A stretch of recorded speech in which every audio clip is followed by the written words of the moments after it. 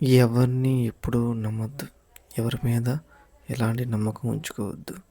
ఎందుకంటే ఎవరి క్యారెక్టర్ ఏంటి అనేది మనం చూసి చెప్పలేం.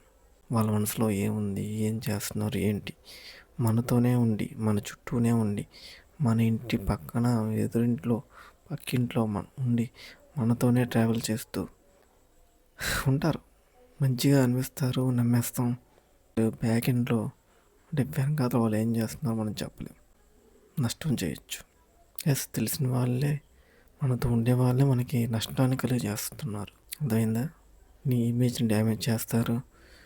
అంటే నీ ముందు మంచిగా ఉంటారు, కానీ బ్యాక్ ఎండ్ నీ వెనకాల చేసేవన్నీ కూడా మోసాలే అనమాట. అంటే నీకు నష్టాన్ని కలిగించడానికే ట్రై చేస్తారన్నమాట. సో ఎవరిని నమ్మడానికి చాయిస్ అయితే లేదు. ఓకేనా? మనం అనుకుంటాం కానీ వీళ్ళు మనల్ని ఇష్టపడుతున్నారు, ఇది మంచి వాళ్ళు అనుకుంటాం, కానీ బట్ రియాలిటీలో వాళ్ళ క్యారెక్టర్ అలా ఉండకపోవచ్చు. వేరే విధంగా ఉండొచ్చు. నీకు ముందు నటించవచ్చు, వెనకాతల వాళ్ళే నీకు నష్టాన్ని కలిగజేయచ్చు. ఇది 100% నిజం.